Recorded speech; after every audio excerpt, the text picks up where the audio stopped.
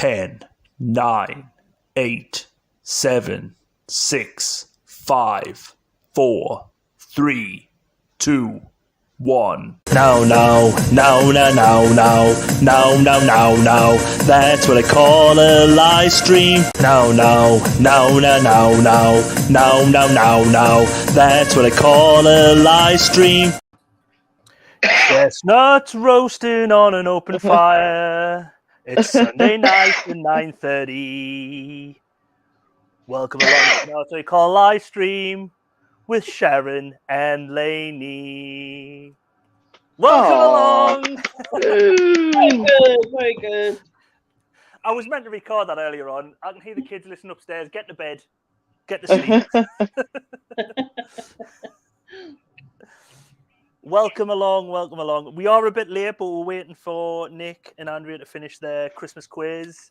Yes, Nick, I do call it singing. I was just continuing the great effort of great singing. But welcome along, everyone. Yes, I know. Yeah. I've already lost. I had 12 people watching there, and as soon as I started singing, it's gone down. So they left. But welcome, everyone. Welcome to Sharon. Hello. Hello. Merry Christmas. Yes, Merry Christmas. Merry Christmas. 1 week to go. 1 week to go. I'm going to take this off because it's and hello, Shalini. I don't know if you said hello there. Hello. Merry Christmas, everybody. Yes, Merry Christmas. And Merry Christmas to Nia, who was first in the chat, as always. Welcome along, Nick and Andrea. Kate and Stephen. You should have asked Andrea, because Andrea knows all about Christmas songs. You should have got around for this. Yeah, Andrea should pop on, definitely. Yeah. I tell you what I'll do then. Before I start sharing stuff, I will try and share something with them. Copy that, and then go to. Oh, hold on! I'm typing on the wrong thing here. Right. Oh, there you go. Technical production on point as always. Yeah. Sorry. Hi, Stephen. Hi, Simon. Let's have a look. How do I? Hey, chat. They're having dinner, so they can't hop on.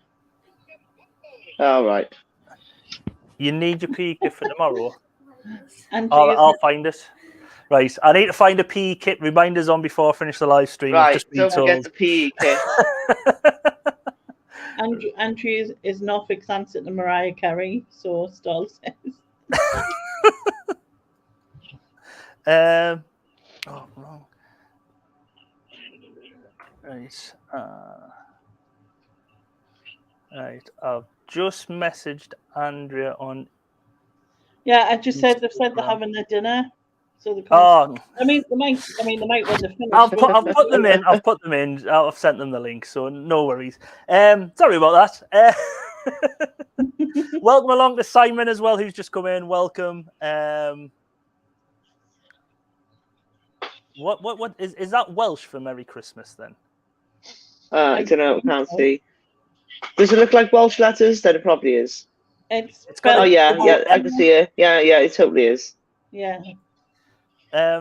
Enjoy last week's show. I'm back for some more. Hello, Neil and the ladies. Hello, Simon. Welcome along. So we are going. Oh, sugar! I tell you what, I haven't done is started this need. Sorry, you've got to bear with us. There wasn't technical difficulties. It wouldn't be you, would it? Exactly, yeah, this is true. Exactly. Right. Present. Share screen. And allow audio. Allow audio. Got it. And then go to here. I think we're rocking and rolling now. Cool. So, yes, we're back once again with the now Christmas album from 2000, the year 2000. Sorry, but when you went, yes, we're back once again, and I had with the Renegade Master. Renegade Master. Yeah, me too. I kind of help. I need to see it. It's like, don't say the words, but I do. I can't help it. So if I don't say it, there's something wrong with this. But actually, there's something wrong with when I do say them. Wait, Stall thought it wasn't Welsh because there was too many vowels, but Nia has just confirmed it was Welsh. Do they know it's Christmas time again? Not this week. That was last week, Gareth. But welcome along and welcome, Sean. Welcome along. Have to split my time myself in two. Wait, no worries. As long as we've got the top half, that's all I want. Well, you just go down the middle. What? Yeah, you know. He can do. And leg each, you know. Yeah. Are you thinking of Christmas dinner already there, Sharon? Yeah. Tell you what, we've got to do is turn the light up as well. Right, so first off, before we get into anything else as well, last week we had a picture of this guy who we said was a lookalike. We had lots of people didn't agree with this, surprisingly, that it was Harold Bishop Ian Smith. There you go. Is a young Harold Bishop Ian Smith. Espresso did say it looked like a Peter Egan. So, does it look more like Harold Bishop or Peter Egan? Yeah. Peter. Yeah. But I said it looked like Elton John. I still say Elton John too. Yeah, Elton John, because we did give a very good lookalike later on when he was stepping into Christmas, didn't we? So yeah. So Simon's saying he's still recovering from last week's dreadful covers. Yeah. Oh, buckle up, Buttercup, because do you know what I mean? There's some more of that coming. There's still some, yeah, exactly. Brace yourself. Yeah. It's the rest of the album on it. The car today. Oh, so Simon's been listening to this album today. I feel really sorry for you, Simon. I've got to be honest. Me and Sharon did our homework, didn't we, Sharon? Well, let's move on to the first song then. Slightly traumatic. With the Jackson 5 and Frosty the Snowman. Anyone wants to go first? Yeah. Can I go first, please? It's a bit crap. And it's really disappointing for the Jackson 5. Yeah, it sounds like, again, they borrowed some tin cans and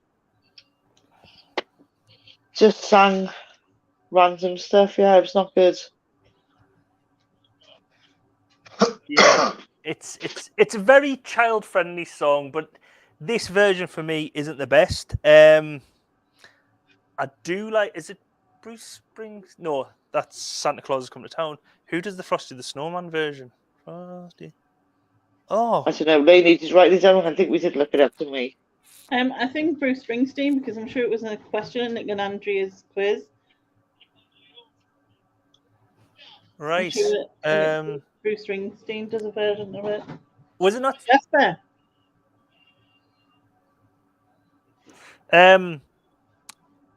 But this was obviously it never charted. It was just part of a Jackson album, which I've got pictured here, where the dude Santa Claus Is Coming to Town, Rudolph the Red-Nosed Reindeer. They're just done all the Christmas songs, you know what I mean? They could probably get. But for me, it's just like a lot of these. I don't know where they've come from. They've just been like sort of. It's like they've had no money to do a Christmas album. They thought we'll get a lot of B-sides, we'll get some random covers of artists doing it. Yeah, we won't have to pay as much or something. I don't know.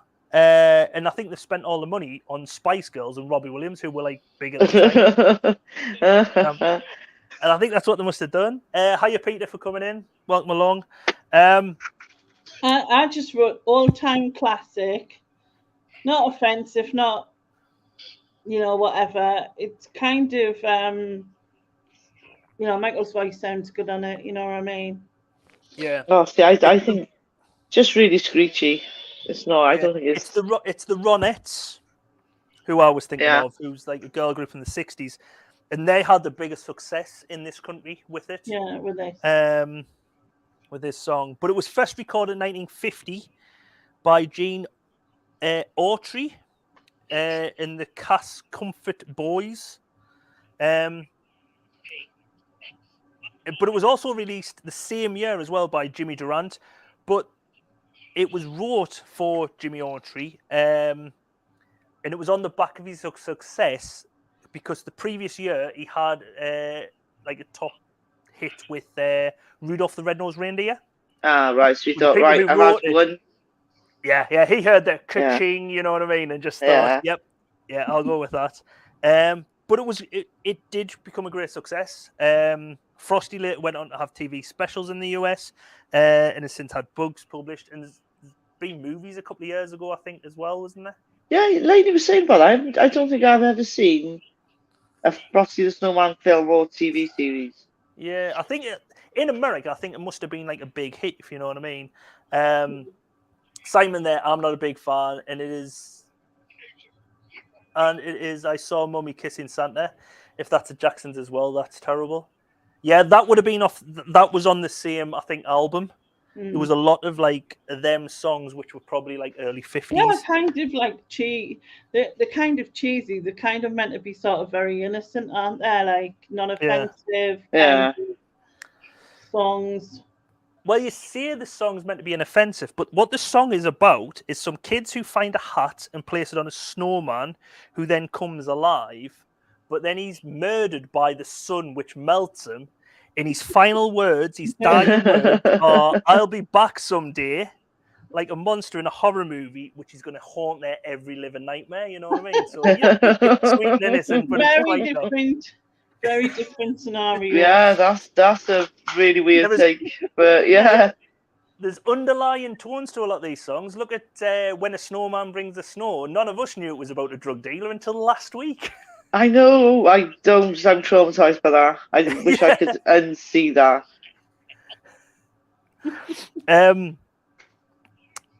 But yes, that is the one. See, Simon, Evil Frosty. Yeah, there you go. Evil Frosty. Yeah. Moving on from that to our first B-side, it's not a C track, you know what I mean? It is Robbie Williams and Walk This Sleigh. Can I just start crying? we both were like, is this like a Christmas version of Walk This Way? You know, like that's what I thought as well. That's what you'd be led to believe. We thought as well. Anyway, we played it and like we do. Honestly, it was ridiculous. It's like there was the Mana bit with the Muppets turning up every so often. Then there was the Millennium. Like, the Millennium song he sang. The Bond bit from that. Yeah. Then it just sounded like there was loads of random pots and pans just being flung and clinking and that was thingy. And then weird rapping. And then on top of that, he tries to rap. And you're like, no. Stick to wrapping your Christmas presents, Robbie. I'm a Robbie fan, I have to admit. I do like him. But me too. He's not a good singer. He's not the greatest singer, you know what I mean? And he's definitely not a rapper. So no, he's not. No, he's not. No. This was the bizarrest monstrosity I've heard in a while. Well, I can remember this because it was a B-side on Angels, which was like a massive hit in like 97, 98, or whatever. It was a B-side on there. But I think because Angels does appear on this album, I think to get Angels, they've said you'll have to take this and put this on because it's a Christmas song. This pile of shite. Yeah. This is actually a Christmas song. Angels, yes, it's got Jingle Bells on or whatever. You can have that, but you've got to take this as well, and I think that's what it means. I've never used it before, and I don't ever want to use it again. Maybe heard it when I played for 2 seconds, but like not long enough to probably hear the whole of it. I don't mind. It's like one of his album tracks. Like you say, Robbie Williams is a bit of a guilty pleasure. My wife absolutely loves him, been to see him in concert and stuff. So I think we've still got the CDs somewhere because we've never unpacked them. That thing where I packed all them CDs away to bring them over here. Oh, yeah, those. Yeah. They never left your house. They were just packed away. We know, we're on to you. Stoll said it's if Frosty was Jesus, so it's like Frosty the Snowman represented Jesus where he'll melt, but he'll be back. It was like the second coming. What, he'll be back evil? Yeah, well, not evil. Sean said he's never liked Robbie. This is where Robbie thought he could do no wrong. Yeah, I'm sure he would even listen back and go, "What is that?" Well, actually, when you see about that, like Robbie Williams at this time in Spice Girls, probably peak of their like it was when they were hitting high stuff. And even in this song, it does say like phenomenon, like every so often in the song, like really? you know what I mean? So it's a bit boastful, isn't it? But it could have also, with the bit rapping in and everything, it could have been like a track from Goldie Looking Chain. You remember Goldie Looking like? Yeah, I can see that. Yeah, tongue in cheek, you know. So, but there is like quite a few, like I said, tongue in cheek lyrics. There's, you'll be pushed to find 3 wise men, and you definitely won't find a virgin. There's some of the lines, and then happy birthday, Jesus Christ. He's the latest Spice Girls merchandise. Bit of possibly a Jerry, because he had an off again thing with her, didn't he? Last time I saw Sweater That Hideous, I was looking at Prince Andrew. I like it. Comment of the night there. Comment of the night. Definitely.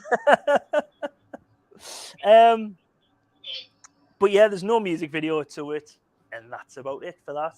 Yeah, Robbie, you stick with us. There is some better songs which you may like. Don't know about this one though. Mike Oldfield in Dulce Jubilo.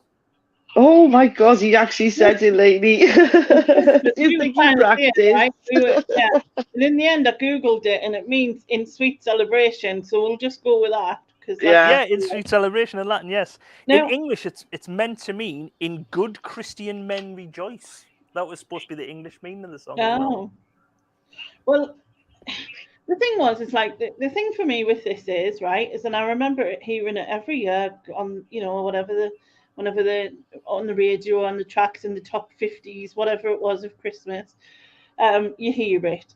But I always felt like you would see, girls dancing around the maypole. A mosh pit. And then Sharon added the fact that there should be like Morris dances. And because I was thinking it's just that such a like uplifting tune. And again, I don't know whether you watched the video, but the video we watched was him playing all the instruments and putting the pictures of him doing it.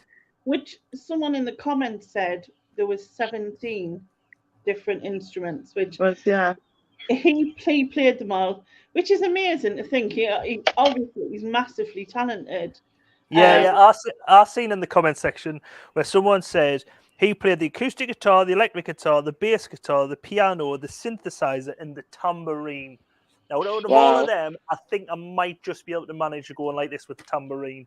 I'll go with the tambourine. I might not keep in time. Simon just said, unfortunately, working in retail, this comes on a lot at Christmas. Do you know what? That actually, it is very store music, isn't it? Yeah. When you're out shopping. Dun, dun, dun, dun, dun, dun, dun, dun, dun, dun, dun, dun. You can do it. Dun, dun, dun, dun, dun, dun, dun, dun. But I think I said this the last time because it was on the last Christmas album as well when me and Stu did it a couple of years back. And I don't know if a comedian done it or there was like a comedy duo, but I can always... It might just be me mind playing tricks on us. But there was I'm positive there was a Jimmy Savile sketch where they were dressed up and they were going jingle jangle jewelry, jewelry, jingle jangle jewelry, jewelry, jingle jangle jewelry, jingle jangle. And I just think, and every time I hear this song, it might have never happened. It's just my mind playing stupid tricks on us. But I just think of that every time I hear that, like Jimmy Savile going like saw someone dressed as Jimmy Savile doing that. So I must apologize, but that's what it brings up on me. But yeah, Mike Oldfield, obviously known for Tubular Bells. And another thing what sticks out for me with Mike Oldfield, when he was doing Tubular Bells, he was Richard Branson had him in the house, and he had a girlfriend at the time. Yeah. But this girlfriend wouldn't sleep with him because she didn't believe sex before marriage. So he got quickly pushed it through and got married. So after about 3 months, consummated the marriage.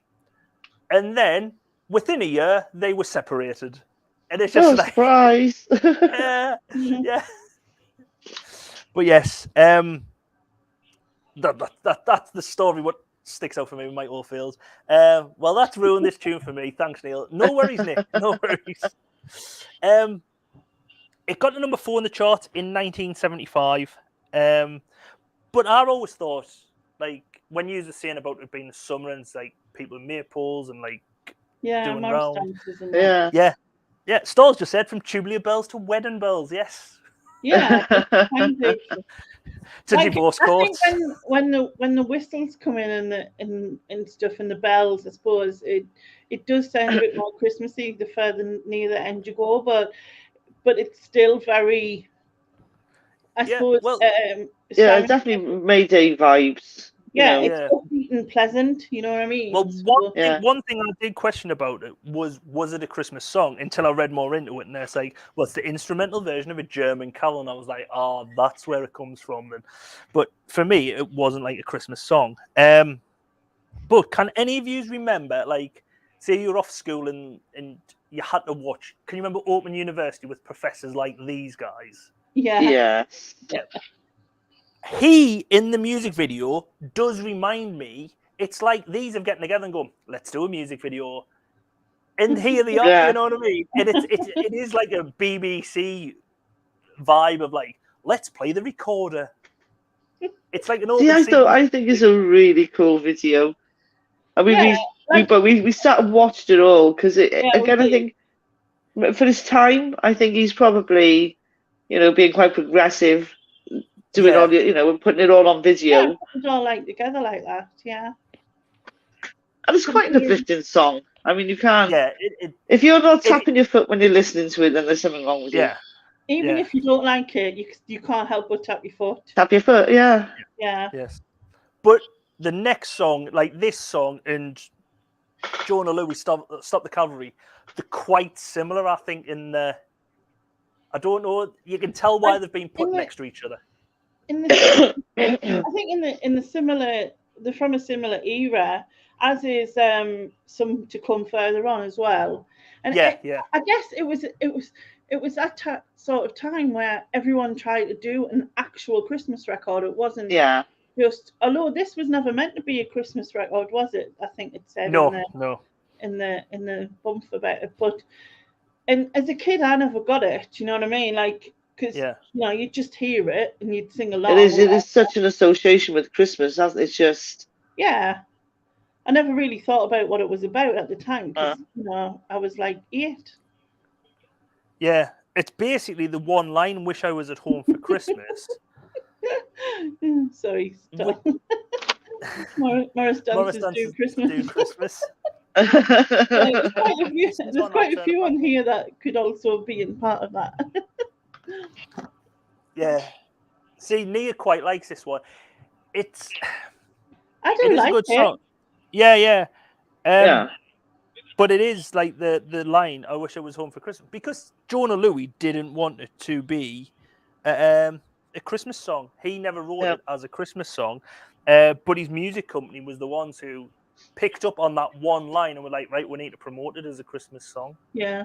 Yeah, stick some sleigh bells in it, stick some brass bands in it. Yeah. Away we go. Because when he wrote it, it was originally about a soldier in like the Crimean War as part of the Light Brigade, and then when he wrote it a bit further, it was like it sort of dots about the different wars because then it goes to World War II because he mentions Churchill, and then he mentions about like sort of nuclear fallout, which is referenced, which was like obviously the Cold War around this era. But it was originally dismissed by a record producer, just saying we're not releasing that because it's just another anti-war protest song. There's loads of them going on at the minute. They didn't want it. But bad luck to them because it did come out. It got to number 3 in 1980. And it is charted every year since 2016 due to downloads and live streams. So yeah. Do you think though that it took away from what he was aiming for because it was made into a Christmas song?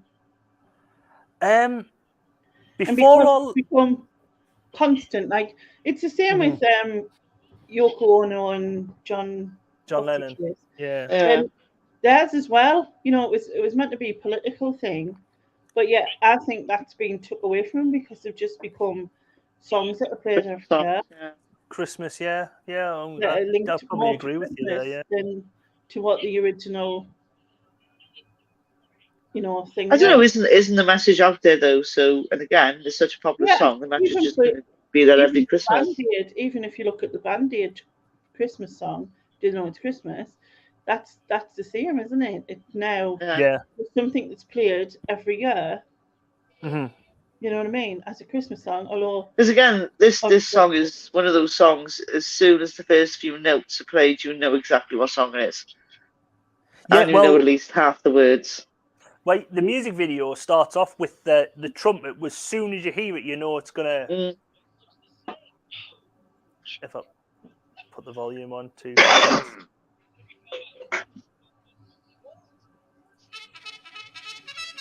Yeah, it's instantly and you just know it straight away from then what song it is, you know what I mean? It's getting a lot of love in the chat. Simon says, yeah, I'm a fan of this one. Definitely makes a Christmas album. Nick said this is a brilliant song. This is definitely on the lines of Pipes of Peace for me, along the same lines.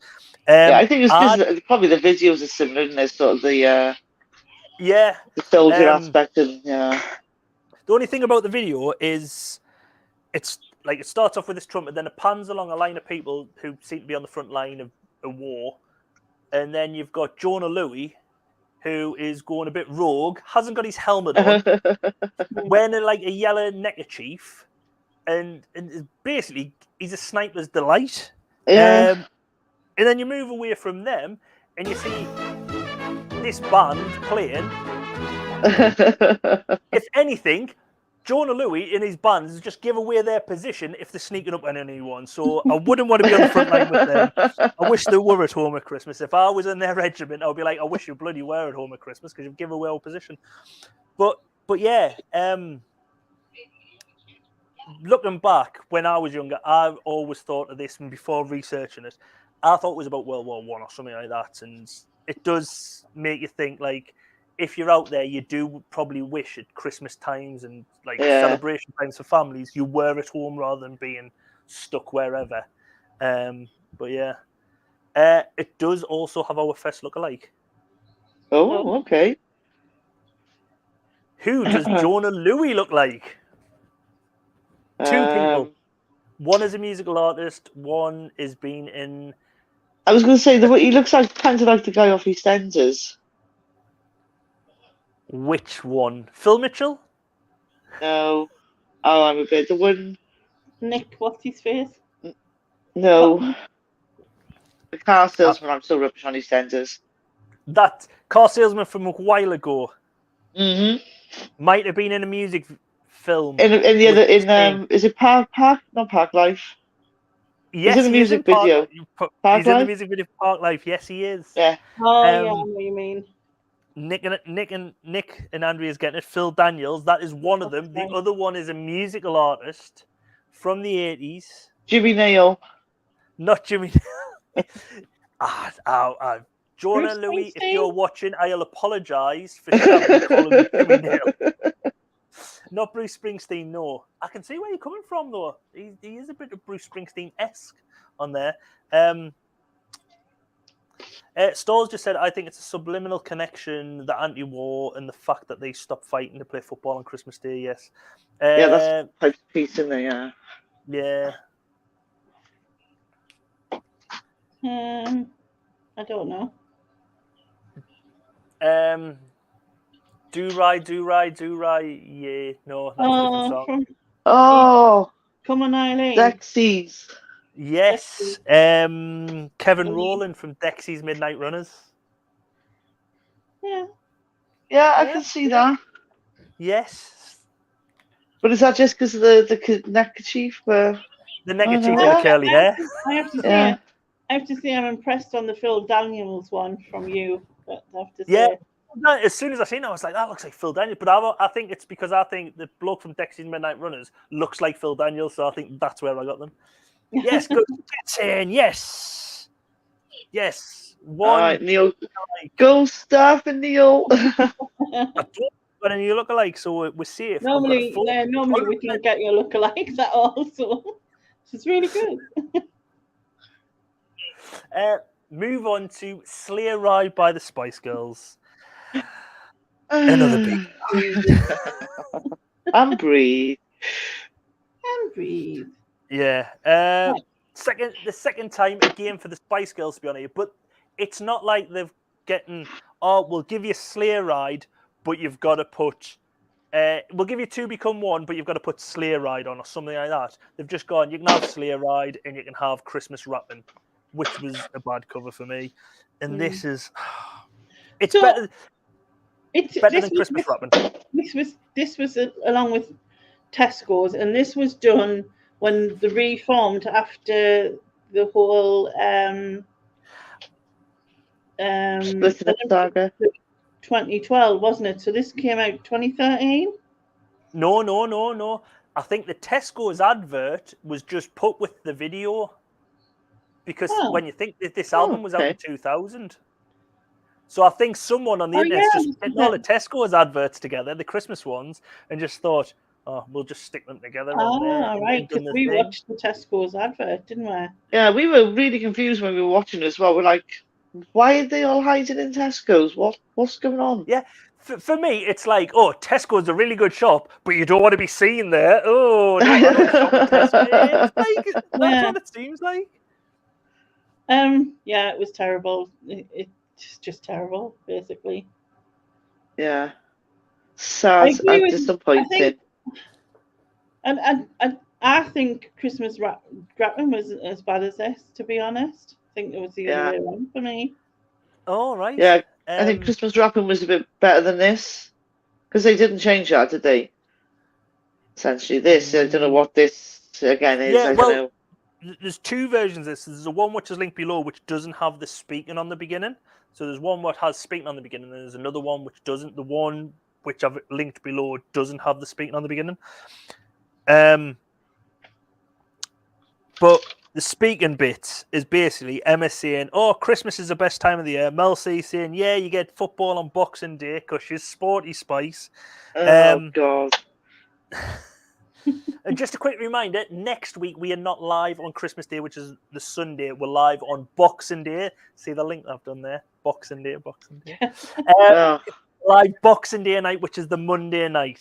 So just a quick plug there for next week's show. Back to this song, though. Mel B says, do whatever you want as long as it's a good man. Because, like, she's sex mad. Whoa. Victoria says, but do it like a lady because she's posh. And then Jerry says, and then Jerry says, if you can't be good, be careful. Rub her up. She doesn't say the last word. We missed all that. I'm so glad I missed that. Yeah, but this was the B-side to Two Become One. Oh. So it's a song. It has the Tesco adverts. Yeah. So yeah, Nick said never heard it, and then Simon says you don't want to either. Don't search for it. Yeah, not missing anything. Yeah. So we'll quickly move along from one bad song to another terrible song. Like, I really like Billy, and I like Billy Piper's few songs when she was a singer back in the day. But Last Christmas, just leave it alone. Yeah, don't mess with it. Don't mess with it. Don't attempt to try it. It sounds weird. It's wrong, and it's just Yeah. Way I wrote down because I always listen to a song and I write down. I'm thinking, right? Does it remind us of anything? And all I put is why, or bloody why. You know? Yeah. I've got just don't. Just leave it alone is my favorite. Leave it alone. You know what I mean? And then it sounded clunky. It was weird. They changed. Obviously, tried to change the tune to it a bit, and it just sounded odd. And no. Every week at work, I always tell like the people in our office, like, oh, I've got these songs coming, trying to get a gauge, because if someone says that is like the other week when there's a girl told us to F off because I said Christmas Rapping was coming up, and she was like, oh, brilliant, but it's by the Spice Girls. She told us where to go. Yeah. This week, when I was going through stuff, there's a lady who sits next to me called Lynn. She's a massive Wham fan, loves George Michael, loves Wham, but she hates the song Last Christmas. I get that. I totally get that. She thinks it's overplayed. She loves loads of other Wham songs. Club Tropicana, because I was like, wait, Club Tropicana's played loads. She went, not as much as Wham. Last Christmas, every year, it's just over and over and over. I think it's this concentrated effect that we get from the beginning of November to the end of the year, where it's just a constant. Like that's all the music you seem to hear everywhere. It's like. You don't get anything else in the supermarket. It's constant Christmas tunes. Whenever you flick the radio on, it's a Christmas song. If you get a taxi, you get in and it's a Christmas song. You know what I mean? It's like it's just a constant influx. And we must apologise for bringing you more of this on our live streams.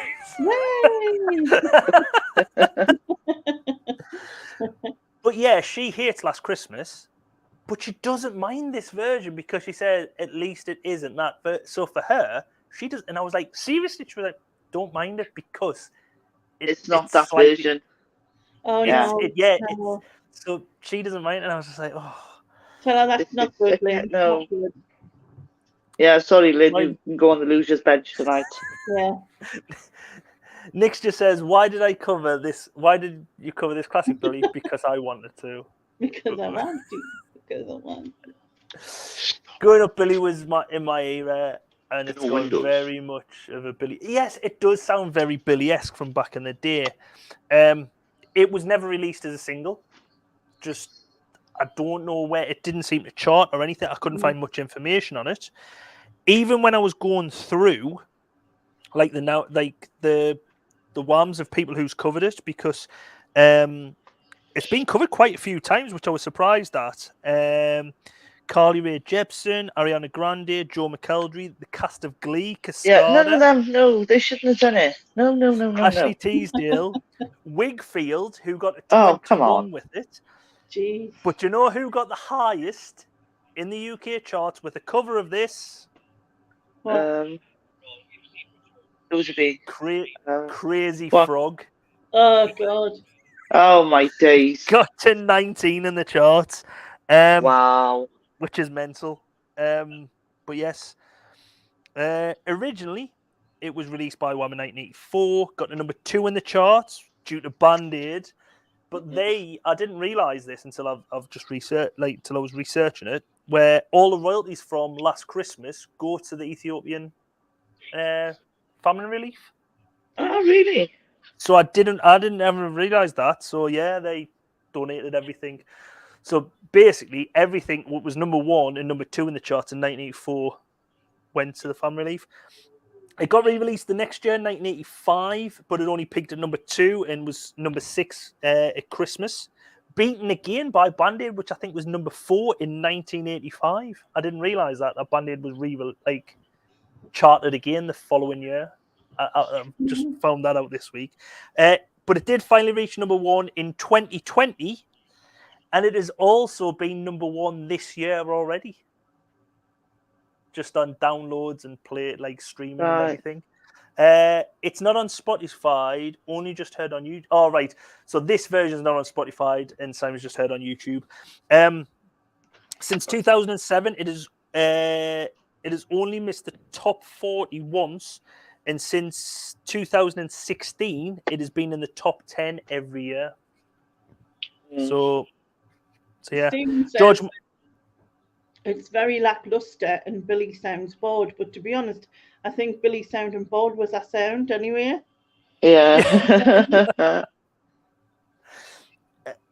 But yes,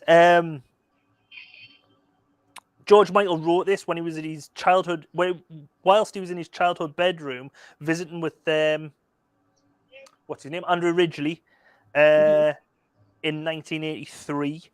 It is the number 1 best-selling song of all time in Germany. which is another like Germany. Like I didn't realize that.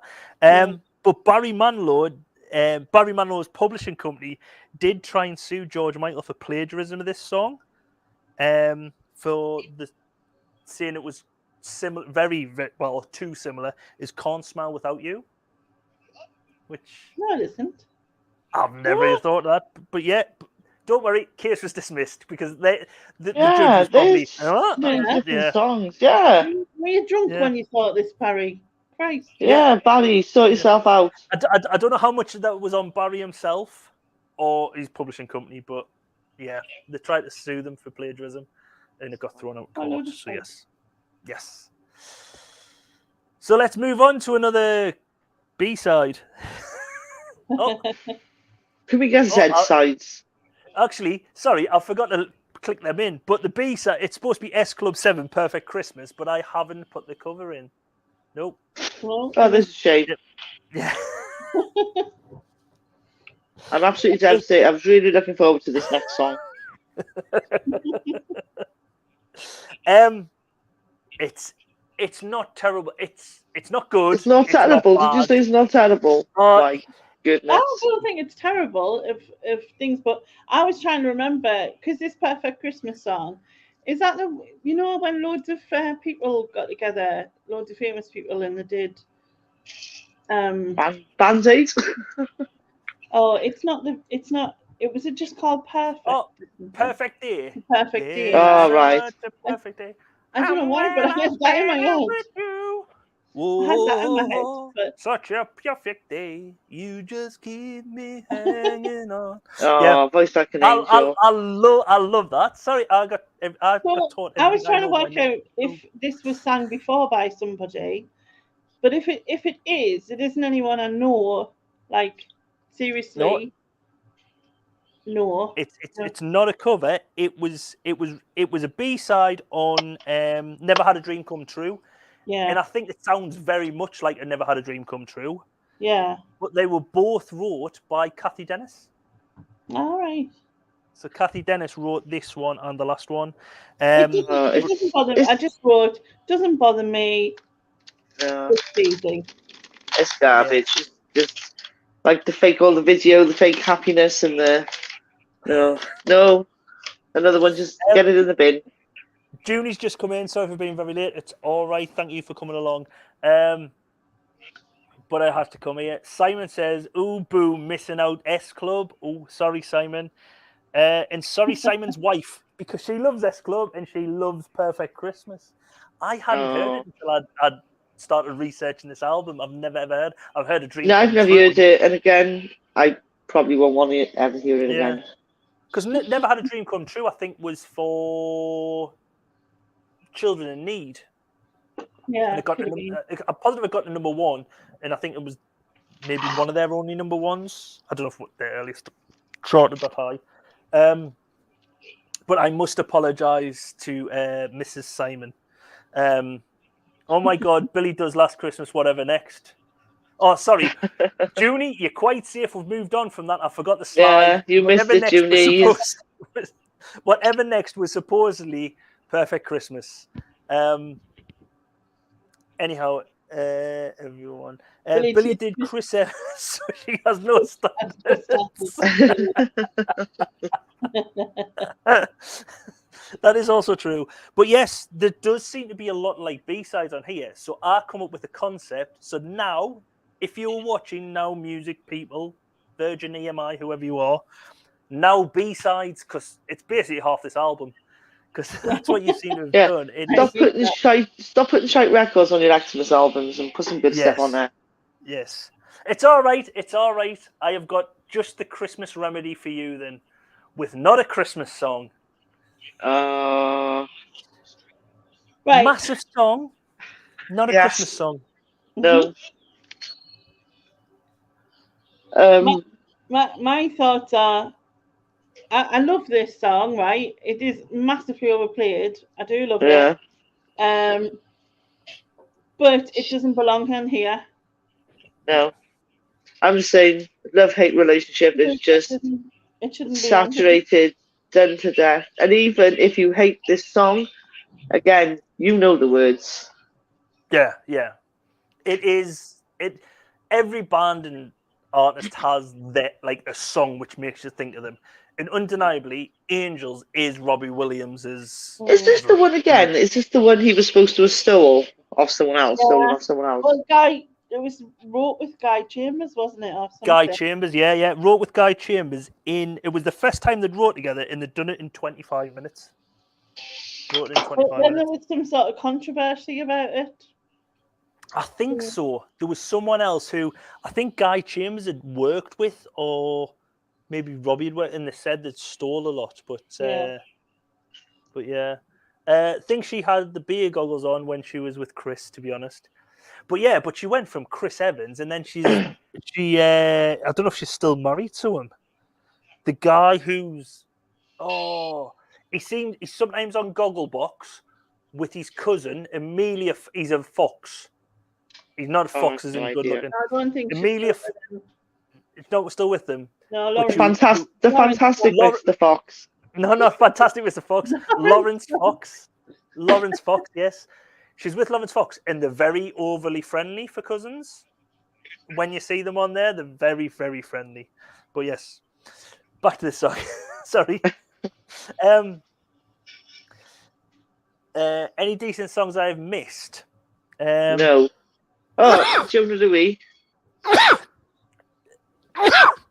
Oh, blessings.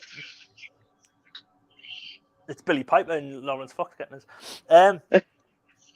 Jonah Louis, yes. Maybe Mike Oldfields. Yeah. I think. But yes, not really, unless you're a Robbie fan. Now, the backsides of Christmas. It's going to be a hit. Yeah. Gosh, doesn't he look so... He does look young on their mind. That is one thing. He does look very young on there. This is a strange album. Did they spend all the cash on the Christmas party or what? I think that's actually a good point. Money on the Spice Girls, getting them two awful Spice Girls songs and getting Angels and having to take the slate to get Angels. I think that's where it's all. But yes, it's not. Nia, this is such a good tune.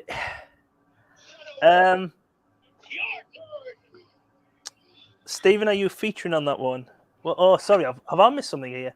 Not a fan of this song. I agree with Shaz. You knew all the words, but not a fan of his songs. Well, if you're reading it from the bottom up, then you won't be missing stuff. All right. So, yes, Junie has said she's left him as well, moving on upwards. She was dating the Tribe's frontman, Johnny Lloyd, since 2021.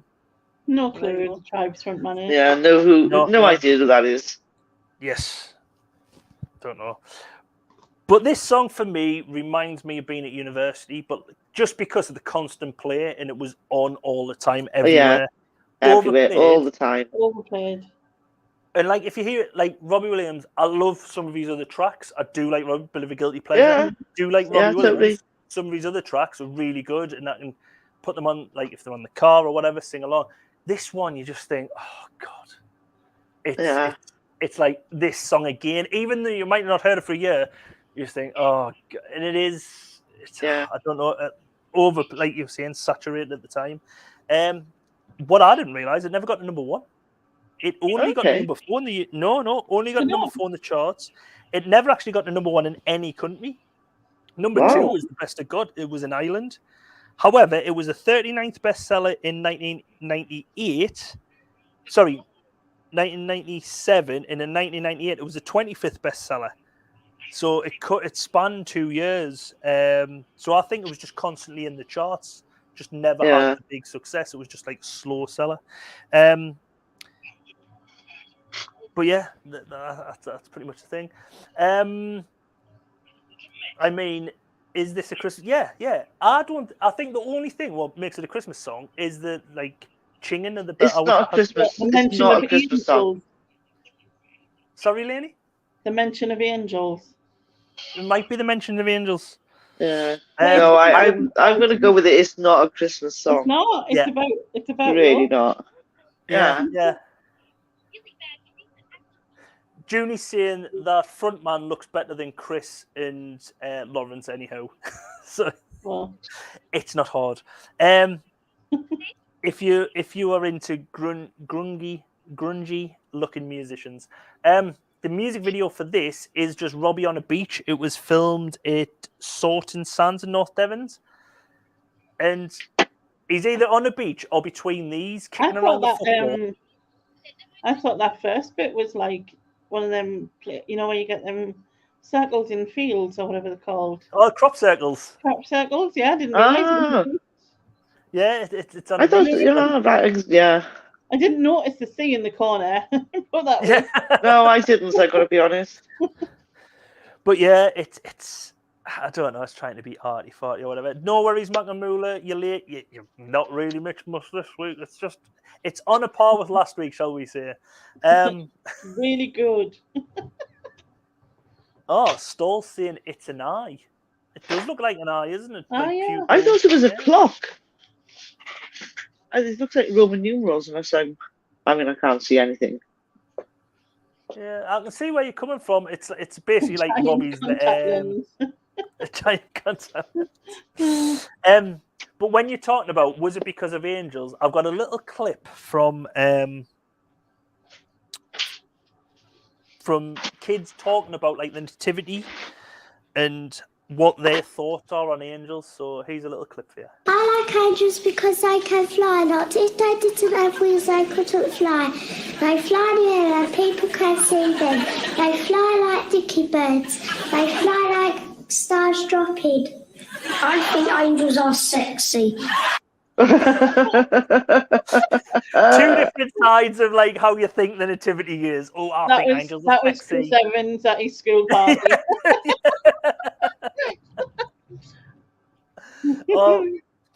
Makamula's done his homework. I've already listened to pre-songs. Well, welcome along. You can give us a full comprehension of your best and worst at the end. Same for anyone in the chat. Don't run away at the end. We always ask for the best song, your favourite song, and your worst song. But we'll move on to another song, which, again, for me, isn't a Christmas song. Exactly. Yes, it definitely is not. I mean, it's a cracking song, but it's just not a Christmas song. No, not a Christmas song. The words and the video definitely do not match up. Nothing. No. Nothing makes sense. It's like they've gone, release it at Christmas. Oh, how can we make it feel Christmassy? Let's do a nativity. And it's just like they've just thought, let's do a nativity. Let's get Mary and Joseph along. You know what I mean? And it's just, it's just not a Christmas song for me. Holly Johnson did say though, he said that the songs. He thought the song saved his life and felt that there was a biblical aspect and it was spiritual and passionate. Yes, we can see by the cover and by this, you're trying to push it as a Christmas song. It's not a bloody Christmas song, Holly. It isn't. It isn't. No. Got number 3 in the charts and was the third number 1 for Frankie Goes to Hollywood in 1984 after Relax and Two Tribes. It's possibly the worst one out of them because Two Tribes is like a lot of people like Relax, but I love Two Tribes. I think that's the best track out of them. Oh, Pleasure Zone for me. Pleasure Zone was the next year, but yes, Pleasure Zone followed this song. Nia loves this track. I'm not saying it's a bad song, but it's not a Christmas song. Junie and Simon agree. I remember I was much younger buying a pink crop top with Relax on the front from the local farming show. McNamara was saying it's Two Tribes Ace. Nick's saying this is a tune. 2 years ago, Holly bought the Ray Bans I owned in the 80s.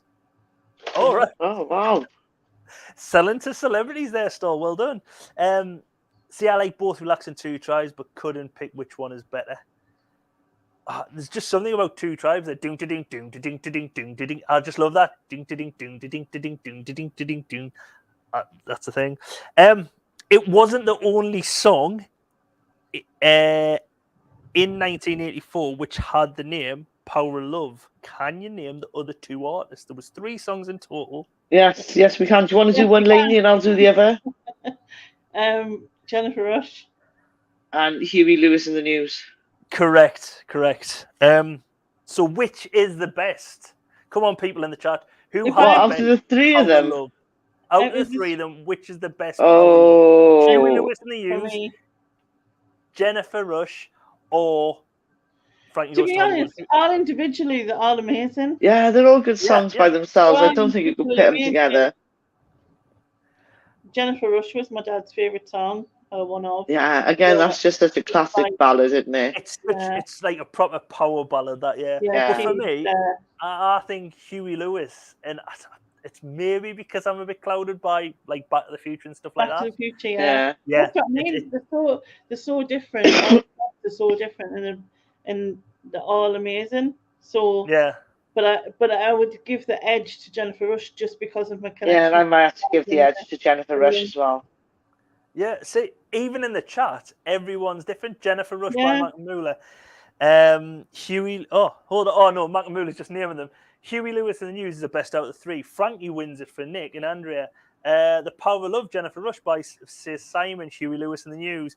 All 3 are classic. Yeah, it is really good how like 3 songs with the same one title within a year.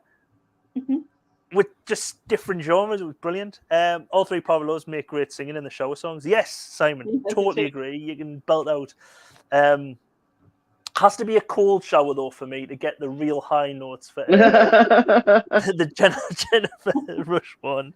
I don't know about Nick because he was doing quite the high notes on the Walking in the Air earlier. Oh, Walking in the Air, yes. I thought he trapped himself at first. It has been covered a couple of times. It was covered by Gabrielle Alpin in 2012, and she got to number 1 in the charts. Never ever heard that version. Never heard of it.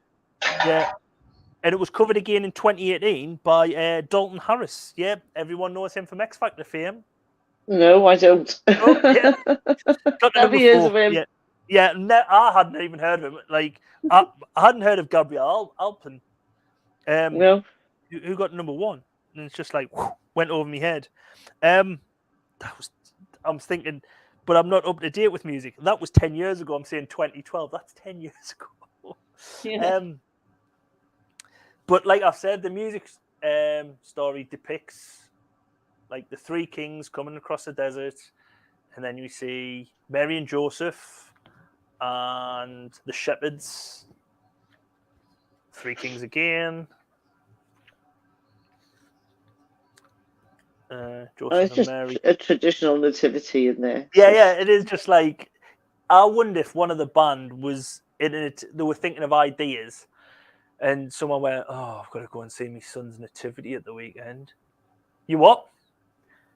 Great idea. No, I was just talking. I've got no. That's what we're doing. We'll really hammer home the Christmas message, even though it's not about Christmas. Is there a version used on a Christmas advert at the moment? Ooh. I don't know. I haven't heard one, but I'm trying to avoid adverts.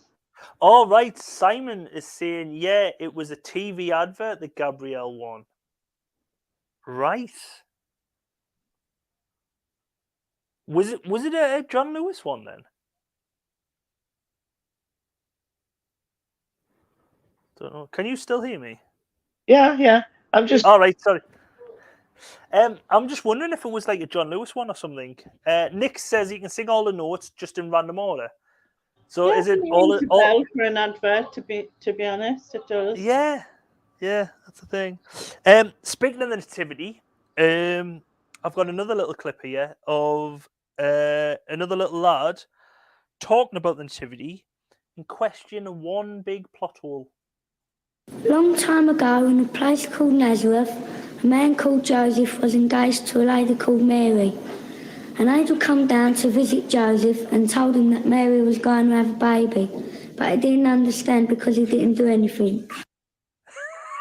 I've never touched that.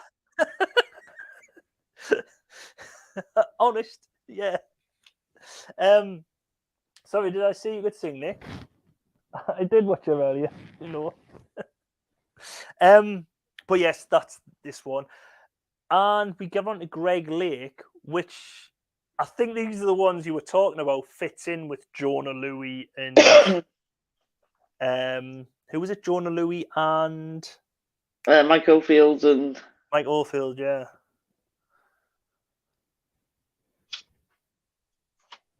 So, your thought is Lily still here as well? I am. I just muted myself a second, right? But the Power of Love song, I went that look. The Power of Love song was a John Lewis advert over the snowman. There was 2 snowmen, and he travelled miles and miles and miles to get his wife some gloves. Or gloves. I can't remember what it was, but it was 2 snowmen. Well, a snowman and a snow woman, I should say. Right. Snow people, whatever the right term is. But yeah. Wait, do you know the difference between a snowman and a snow woman? Snowballs, isn't it? Yeah. Thank you. Yes. And what did one snowman say to another snowman? Can you smell carrots? Can you smell? Oh my god. God. Sorry for ruining all them jokes on Christmas Day. I'm very sorry.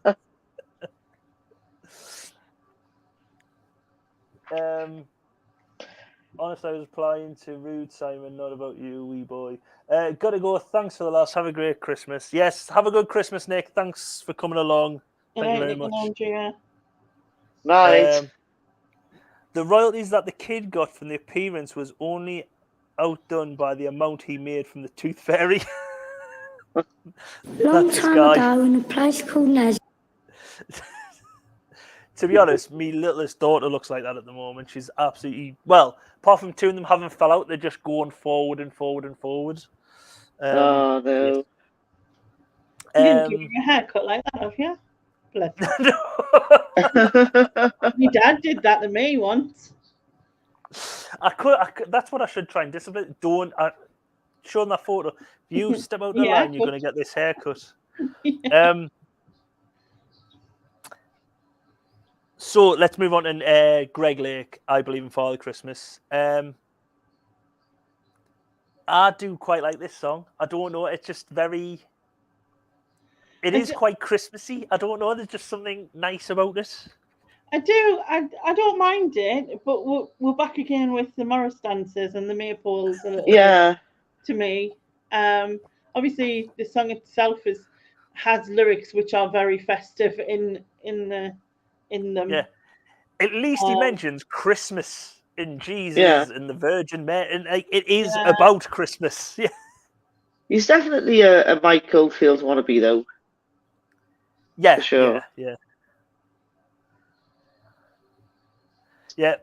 Simon's just saying, but this Greg Lake song, another one comes in retail, and it's uplifting, but gets a thumbs up for him. So it does get played a lot in retail. Yeah. Again, retail song for sure. Yeah. I think, as we said, it was kind of Mike Oldfield, Jonah Louie, same sort of vibe in it. Yeah. Very. Yeah. And even the next track, which we're coming to, it's similar. I much prefer this, and I think it's because of the artist of the next track. Kes is just the greatest song ever. So Kes thinks this is the best song ever. So I think if it's on, again, it's that retail thing is on in the background and you're sort of vaguely aware of it. But I would never, if you would have said to me who sang it, I would never have said Greg Lake. I wouldn't have had a Scooby. I didn't really know until I've looked back and researched it. Makamula thinks it's a classic as well. But Greg Lake's intention was it not to be a Christmas song. Oh, but God, really? It was wrote as a protest song after the commercialization of Christmas. I think that was that's ironic. Yeah. Until he heard this song.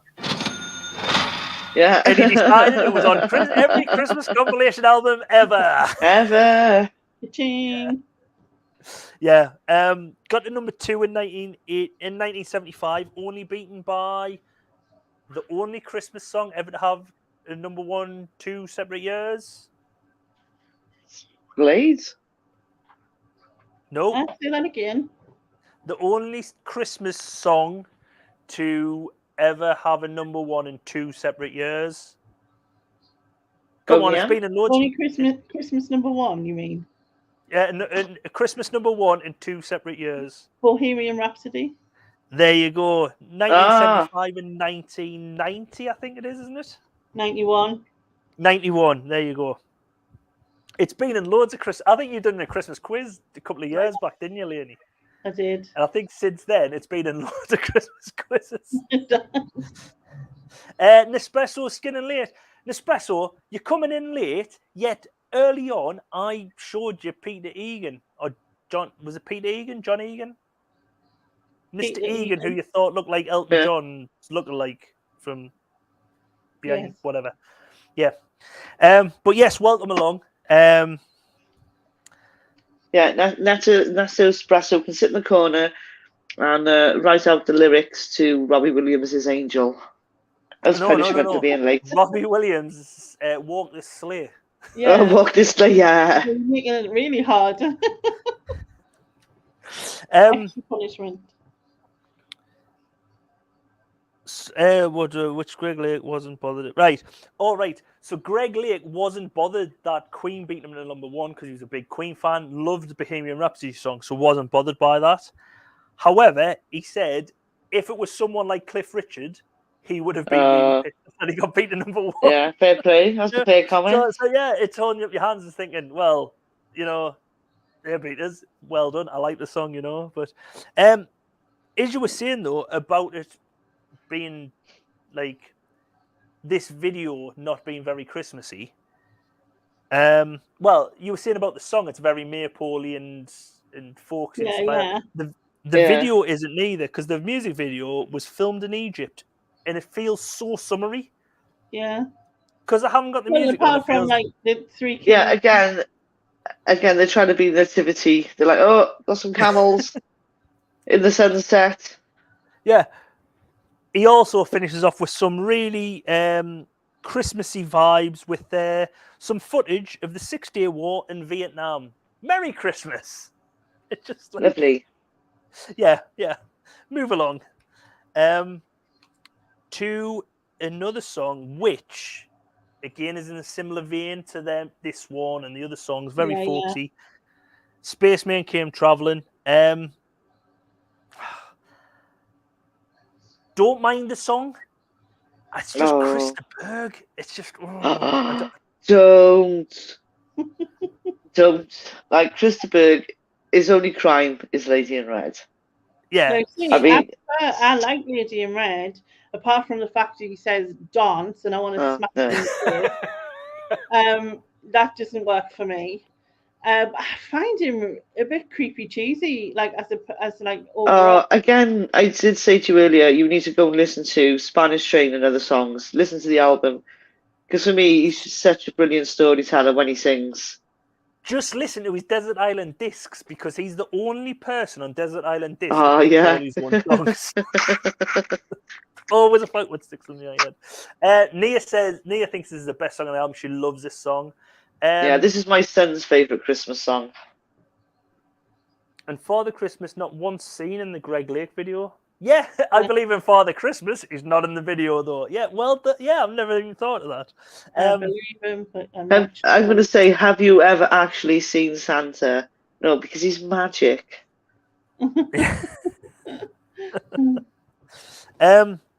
But Stall, actually, go back to the last music video because this is how Stall wanted his hair. Go along here. There you go. He wanted that haircut. He actually looks in pain. Like, I've seen pictures of Stall in the 80s and he looks amazing. Like, oh, God, yeah. I'm sure he would have well suited this hair if he got it. Oh. There you go. You should have grew it, Stall. But yeah, Spaceman Controller. It was originally released in 1975 but failed to chart. So the same year as Greg Lake charted at number 2, this failed to chart. But he re-released it on the success of Lady in Red, and the re-release in 1986 still only made it to number 40, even though it seems like a big hit, which comes out every year and probably makes him a hell of a lot of money. I spoiled this song for Sharon, haven't I, Sharon? Yeah, you have. Forever tainted it. Because I said, right, I saw held on a minute. A spaceman came travelling, and he stopped his machine over the top of a village. So basically, an alien has come down from space and over the top of a village. And the one thing he turns around and says, na, na, na, na. That's what I said. Was he doing it as a kind of na, na, na, na, na, but a bit faster or a bit tunage because they're more advanced than that? Or is it like Mock and Mindy, Yeah. He's from a different part of that planet, and it's his accent because they're saying nanu nanu, and he says na na na na na. Yeah. So I always get like it doesn't make sense to me as a song. I don't mind it, and again, it's kind of that weirdly arty party sort of thing. But do you know that na na na na na na na na na? Was that off an advert? Don't know. Yeah, just that little bit. I thought that was off an advert for something like Esso or a garage or something. I've tried to look into it. I spent ages looking for that, and I was like, I don't know if it is. I don't think it is. But there was just something which I thought, no. But yeah. But there's no music video to this neither. So move on to one of the best songs on the album, and I'll leave it to Lainey to go first. Cliff Richard, Mistletoe and Wine. Yeah. All right. I'm not a Cliff fan, as people know. However, I didn't hate him before until people started making assumptions, right? Who? That's just disgusting. Oh, yes, Cliff is the ultimate in cheesy cheese, isn't he? And to be honest, actually don't mind this song if I'm honest. He knows how to do Christmas, is what I'm going to say.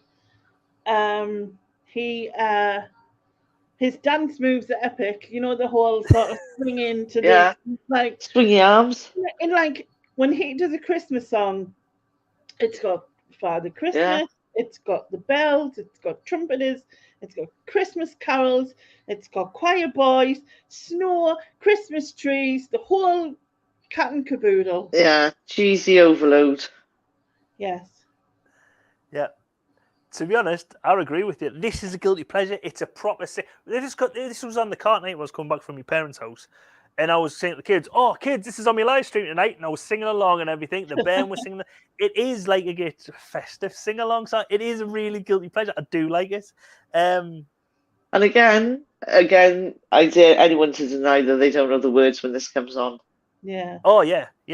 Biggest selling song in 1988. Christmas #1 in 88, biggest selling song in 1988. It was re-released last year.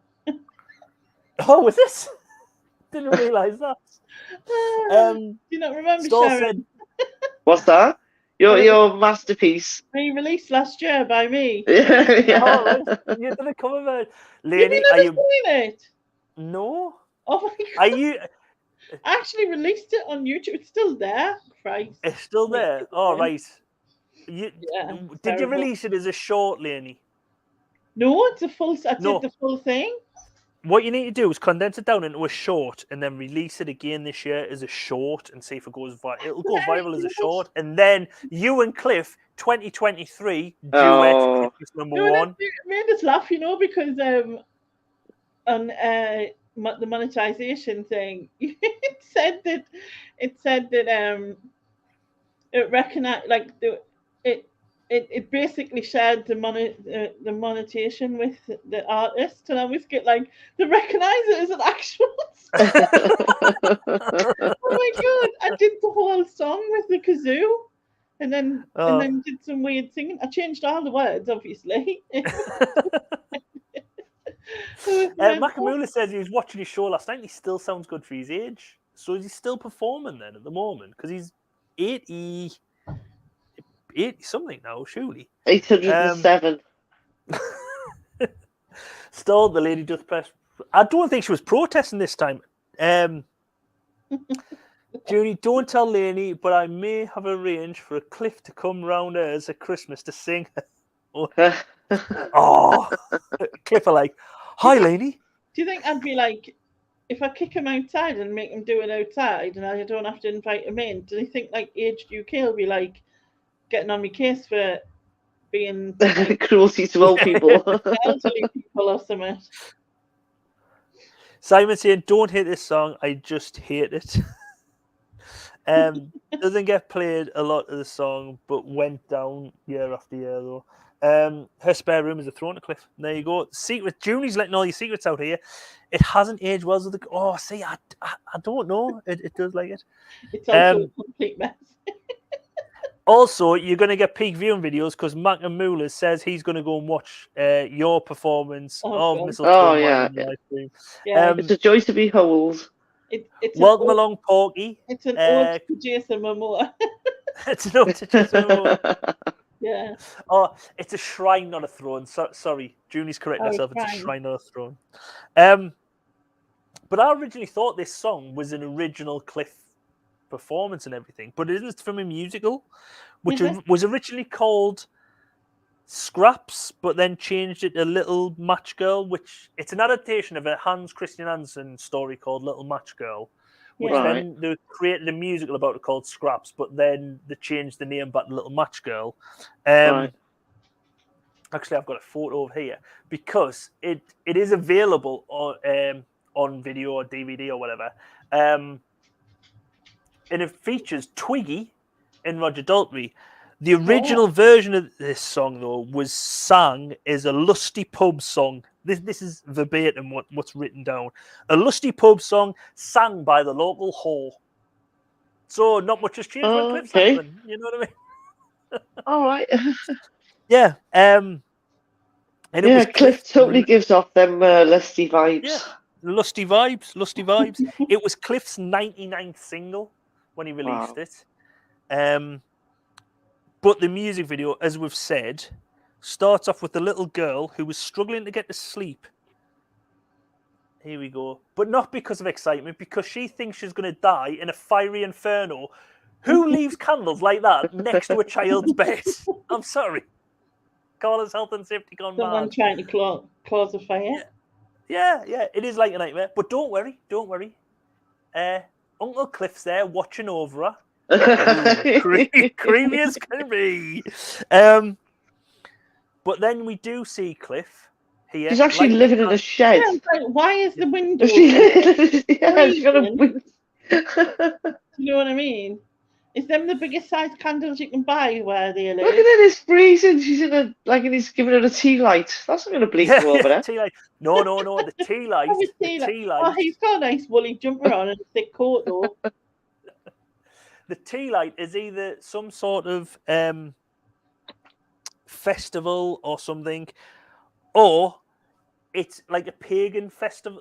Wait, I think what it is, it's like a pagan festival where you light a candle just before they're going to sacrifice the little girl in the room. In the shed. Makes sense. It all makes sense. That's what it is. Yeah. It's like that Elton John song.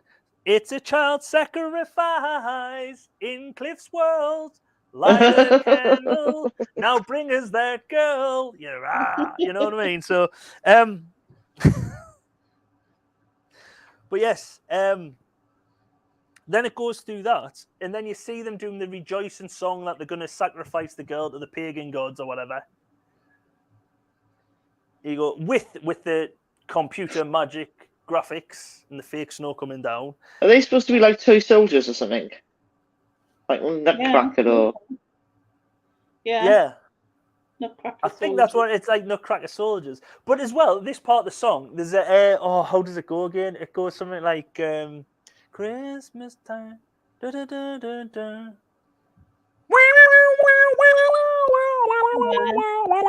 Yeah, it's like a weird harmonica. Yeah.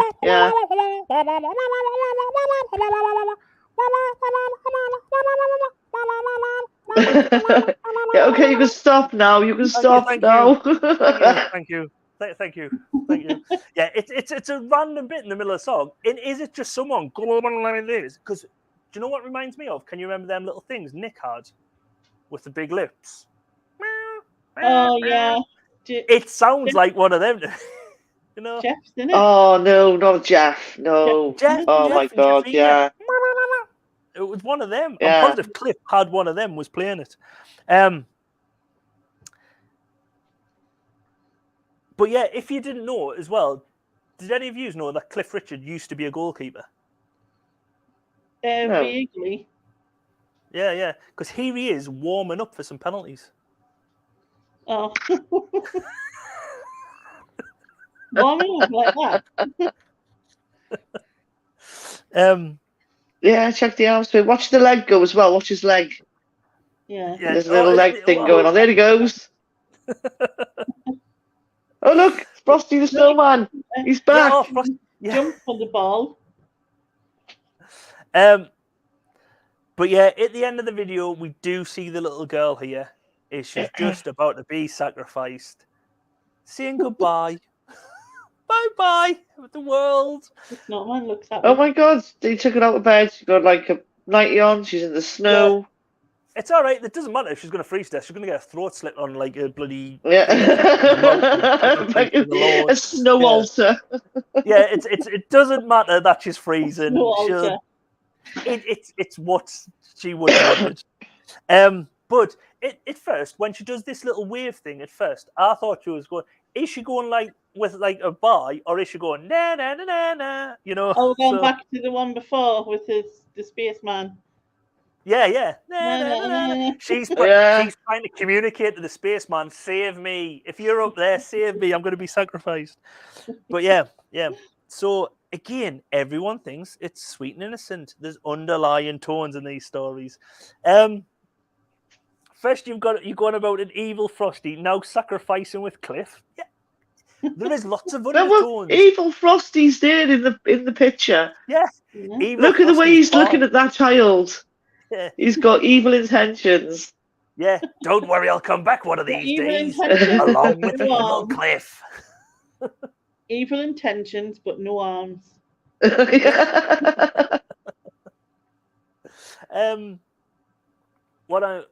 What I mean, I don't think it gets a lot of airtime on the radio like other Christmas songs here. I'll tell you another song which hardly ever gets played these days. Really good song from back in the day. Rock and Roll Christmas. Another Rock and Roll Christmas. Hell of a song. Never gets played. Yeah.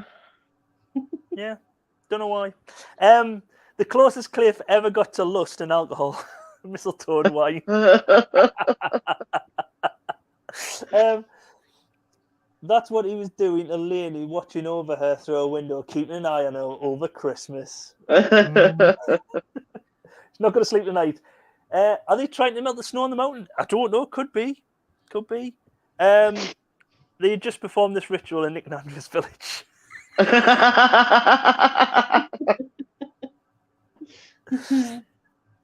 Next scene in a local paper, Cliff arrested for stalking YouTube celebrities. First you go on about... Oh, right, I've heard that, yeah. He has the elasticity... How do I say that word? Elasticity. Here, seeing his arms and legs are stretched so far. Yeah, it's like one of those Stretch Armstrongs, just pull him in. Stalcy, this is Exhibit A in the YouTube trials. In the freezing coat without a coat on. Yes. A great song. Yeah. I do like this song, though. Cliff gets a lot of stick on here, but yeah. Hey. Next up, and he knows how to do it. Oh, yes. Yeah. He'll be crying. To be honest, if anything, he'd be wiping his tears away with £50 notes. Yeah, exactly. Next up, Nat King Cole Christmas song. I love this track. I think this is possibly my favourite song on the album. Yep. Yeah, it's a contender, for sure. It's beautiful. His voice is just beautiful. My mum absolutely loves Nat King Cole, and his voice is just effortless. It's just like smooth. Smooth. Yeah. Smooth like melted chocolate. It's absolutely beautiful. Yeah. It's brilliant. The song, however, was wrote in a heat wave in 1945. Oh, wow. Oh, you can imagine that. Yeah, let us know. Yeah.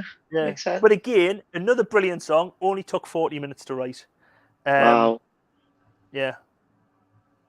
kind of the thing with this, it's completely about Christmas. It's everything. I mean, although we don't roast chestnuts on an open fire in this country as such, you know, like this sort of children not being able to sleep and like being all excited and people out in the snow buying presents and being with like it's got all of the this, you know, there's no story of like I don't know, war, politics. Yeah, nothing. Yeah. To me, this is like this is the smooth version of Slade. Yeah, like just describing all the things you see at Christmas, like, you know, you say the kids' noses, cherry cheeks, people wrapped up. Yeah. I mean, I think everyone in the chat agrees. Nat King Cole, one of my favorite singers of all time, Stoll says. Junie, Nat King Cole, so soulful. I love his voice. Yeah, one of the best. Can't complain about this song. Junie says, "Wish being born this either would have been a blast." Yeah, it is just such a beautiful song. It was, I think he first recorded it around 45 as well, but it didn't get much success until 19. Oh no, sorry. I think it initially released. It was only getting to 65 in the US charts. Since then, though, it has made it to number 11 in the US and number 51 in the UK, which I'm surprised at with all these streaming services and everything. I thought it would have reached much higher than that. But then there is a lot of artists. Sorry? I was going to say, I think people vote for the party dancey one that instantly puts a smile on their face, which is the of Wizard and all of that, you know what I mean? Like, it instantly up to the music, that kind of thing. No, I'm not going to ruin this one, Simon, and saying it has a bad meaning. I'm not going to have a meaning. I love this. I'm not going to say like. You know what he said? These chestnuts. That's not what he means. No, that's not what he means. Yeah, no. It is being covered in numbers. I'll tell you one bad thing. It's been covered too many times by other artists who doesn't do it justice. Bing Crosby, Perry Como, Christina Aguilera, Jackson 5, of course, Michael Bublé has covered it. Ariana Grande, Camila Cabello. I've got some other names: Celine Dion, Frank Sinatra, Justin Bieber, Luther, like Tony Braxton, NSYNC. There's just loads of artists have tried to cover it and everything, but don't really do it justice. Again, just don't, innit? It's just these classic songs. Just leave them alone. It's funny, though. I understand you like them, but no. I never realised it was just called the Christmas song. This. I didn't either. And if someone had asked me, I never really thought about it before, but I've heard. I probably would have said "Merry Christmas, everyone." Yeah. Merry Christmas. Merry Christmas. Yeah. Yeah. Like, I just know it as the chestnut song. I think I like it. I don't know. It's strange. Simon just said, of course, Michael Bublé has covered it. What Christmas song hasn't he covered? The Darkness one. I really want Michael Bublé to cover that Darkness song and see how he does it. Really? No, not really. I don't really want him to cover it, but he's asking for a Christmas. But has he done a version of Slade's "Merry Christmas Every Day"? I bet you he has. Probably. He doesn't cover everything. I can't stand Michael Bublé. He needs I don't mind him. Danielle at work loves him. Been to see him in concert every time and absolutely loves him. The only reason she's not going to see him next year is because she's due around about the date of his concert. Oh. So, and I was saying you should go because you might start giving birth on stage and you could start singing the song up your foof. Like, I just haven't met you yet. Come on. I was going to say, has he got a song called Up Your Foof, is he? I've never heard that. It's not the song. I'm a Christmas baby. Yeah. Michael Christmas Bauble, yeah. Oh, he has never covered Walk This Slade. That's a good point. Yeah, he could actually cover that. He should. Yeah. Can't make it any worse, can he? No. The music video for this is just Nat King. I think this must be off a television show or something because it looks like. Yeah. I was trying to look for it, looked for age, and I was like looking through the music, like the comments below trying to see it, but all the comments was like the best Christmas song. I love this Christmas song. I love this. But the end part of the song, this bit here.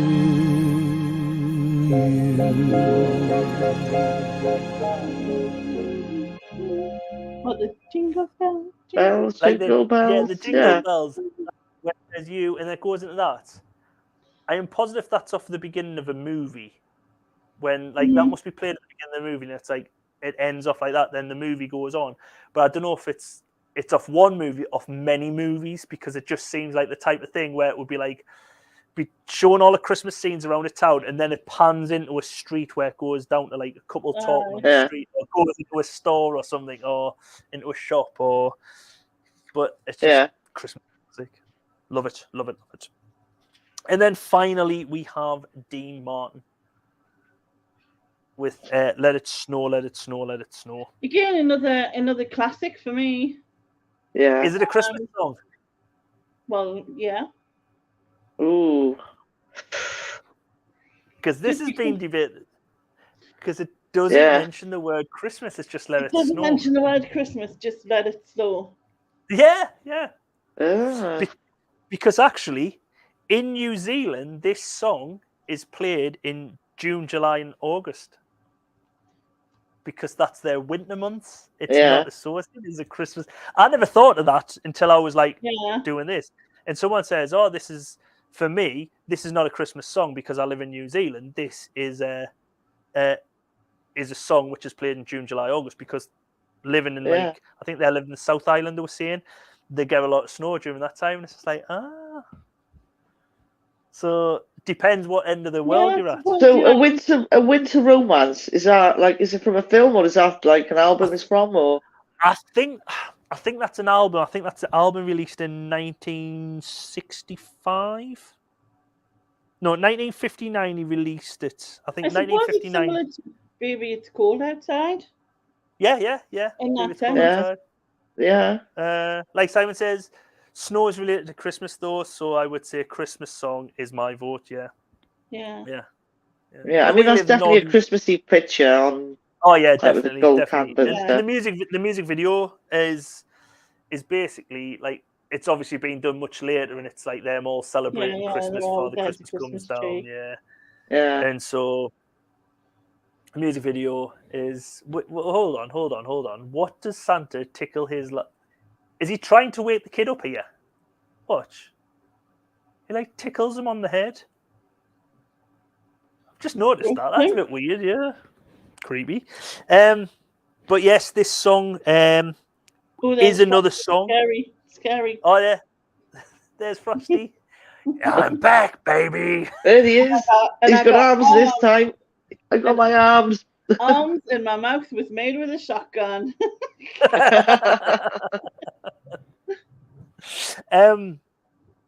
This song was also wrote in 1945 during a heat wave. So I think this song and the last song were both wrote possibly next door to each other. It was originally recorded by Vaughn Monroe, who released it after Thanksgiving in 1945 and it became a Christmas hit that year. And it was the #1 Billboard bestseller at the time. Frank Sinatra then covered it in 1950. It got to number 39 in the UK charts. And then this version was covered by Dean Martin originally in 59. I think that was for was it Winter Romance was the album called? Yeah. And then again, I think it was a Christmas album he'd done in 66. He'd done another re-release of it. Since it never really charted, I think it was just like an album song. But since then, it has reached number 8 in the US charts and number 27 in the UK charts since 1966. Again, being covered by numerous artists, including Michael Bublé. Oh, there's a surprise. Yes, everyone. But that is it. And what a nice screen to end on. And Merry Christmas, everyone. Get ready to give us your best and worst answers. If I have a pen. Yes, I am. So get your grey matter thinking and get your answers in. I will stop sharing. and then we're back in the room. So everyone get your answers in. And I will come to Lainey first. Okay, so I think, although there's loads of crap on this, and it is a lot of there's a few things that aren't like for instance, The Power of Love to me is not a Christmas song, so I can't give it Christmas now when it's not a Christmas song. So, my favorite is going to Nat King Cole, and the Christmas song, and my least favorite is going to Robbie and whatever his crap rap was. Crap. Well, Walk This Sleigh. Walk This Sleigh. Right. Sharon. Okay, worst, without doubt, Robbie. Well, Walk This Sleigh as well, or the other one? Yeah. Again, there's so many of the bad, but like the good ones are just classic, and I'm torn. I mean, Jonah Louie. Yeah. And like you say, can you discount Frankie Goes to Hollywood because it's not technically a Christmas song? I think I'm going to go with Christopher. Spaceman Came Traveling for me. Yeah. Well, for Lainey, I am going to agree with the best song is the Christmas song. Love that Nat King Cole song. Worst, I'm going to go Billy Piper. Do you know what? I was thinking about that, and I was thinking maybe you should just go with that because at least Robbie's wasn't a copy, and he hadn't made it a crap copy. Do you know what I mean? Yeah. Yeah. Can you have joint worst of Billy Piper and Robbie? Yeah. Maybe. Let's go through the chats. There you go. Simon saying Frosty gets everywhere. Yeah, he does. He'll be back next week, folks. I don't know if he is, but he'll be back. Yeah. Hello, kids. I'm Frosty the Snowman. He definitely smokes a lot of cigars. That's how I melt. I've got a vision of Pat's husband, Frank.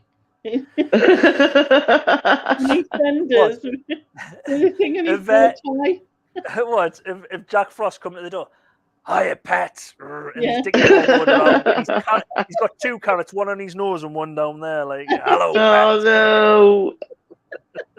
Oh, no. Stoll saying, best song, Nat King Cole, worst song, Billy Piper. Simon is saying, favourite song, Nat King Cole. And worst song, Spice Girls, Sleigh Ride. Yeah. Best song, Spaceman Came Traveling for Nia. Which is here. And best song, it's a toughie for Mac and Moolah. Worst song is Billy. and then Junie's gone with Billy for worst song as well. And Nat King Cole for best. Worst, Robbie Williams, Walk This Sleigh for Mac and Moolah. And then best song, Mike Oldfield with In Dolce Jubilo. I think is that how you pronounce it? I don't know. Then what are you asking us for? I Dulce. don't know. It's Latin. Is all I know. It's sweet celebration. Just the celebration. Dolce is sweet, like a dessert in Italian. I know that. Like like the shoes I bought from Dulce's in Sunderland, sweet shoes, snakeskins. Well, your snakeskins, snakeskin boots, your snakeskin shoes. Right, I think that's everyone voted who's still in. If you are not, please say now or forever hold your peace. But if that is now, we do have a. Oh no, we don't. Worst song in third worst place is Spice Girls Sleigh Ride. In second worst place is Walk This Sleigh by Robbie Williams. But Billy Piper, get in the bin. Get in the bin, Billy. get in the bin. On the other side, on the good side, you. Sorry, I've just seen what Julie says. Yeah, you're asking a Macam in a Welsh lass. I would. Yeah, come on. So the third best song, Mike Oldfield in Dulce Jubilo, if it's said like that. In second place, Spaceman Came Travelling with 2 votes, but in first place, Nat King Cole's Christmas song. So we kind of guessed that, didn't we, Lainey? Yeah. It is one of them tracks where you just like, I don't know, it's brilliant. It's very good. Smooth. It's a nice track to listen to. Yeah. Yeah, well deserved. Yes, well deserved. And well deserved for you two for your help. Thank you. Oh, you're welcome as always. That sort of track at the end of the night when the party's all done and everywhere's a mess and you've got your last drink in your hand and everyone else is asleep and you just got that on. You know what I mean? Yeah. Just chilling. It is that one where you just like. We're kind of chilling in it. Yeah. And you think, I'll do all of this tomorrow. And then when tomorrow comes, you kind of go, why didn't I start this last night? Yeah. Especially you'll have something in a pan or in a dish and you're going, if I only had bloody soaked it last night, all this last night, and wedging it out like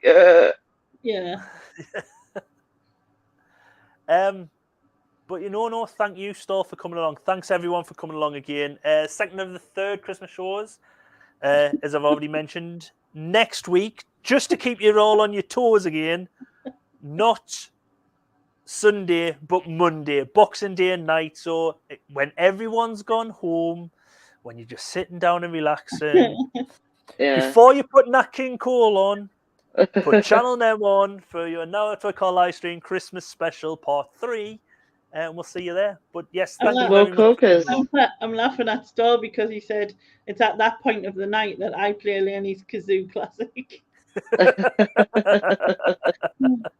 Oh, actually, I'm here. I've got something to say where I am. Yes. Lenny, have you got anything coming up this week? I do. On Tuesday, which is the 20th, which is this Tuesday coming at 8 o'clock, I'll probably do it. I am live doing a Christmas quiz on my channel. Woo! Christmas quiz. Yes, and then I'll also be live on Christmas Eve night as well. Christmas Eve. I'm actually live twice next week. Whoa. Yes, twice. You've got twice of me next week. And then on New Year's as well, which a lot of friends will be doing Spin the Bottle. And if anyone whoa, hold on. Spin the bottle, but it's not spin the bottle as in certain things. It's just spin the bottle. All right. I thought, is it going to be on YouTube or is it going to be on like a fans only thing? It's actually spin the wheel because I'm going to be fancy. We're going to turn the wheel into the bottle, and because everybody loves the wheel, so we're going to bring the wheel. Yeah. Oh, hail the wheel. In the air, and we'll have a drink, and it'll be like spin it on whoever's turn, and they'll have to do whatever it says. It'll be, within reason. I'm going to be good. I mean, what's the worst that can happen? I mean, lady just gets turned off again. There's in the spin the bottle thing on the one I bought, the actual game, and then I thought, why not just do it as spin the wheel and just put the things on there? It'll make it more fun. Yeah. So it's only things like take a drink, you know what I mean? Like miss a turn, choose someone else to take a drink. Everyone has to take a drink. And then there's things like oh shit, that's gonna really end well, isn't it?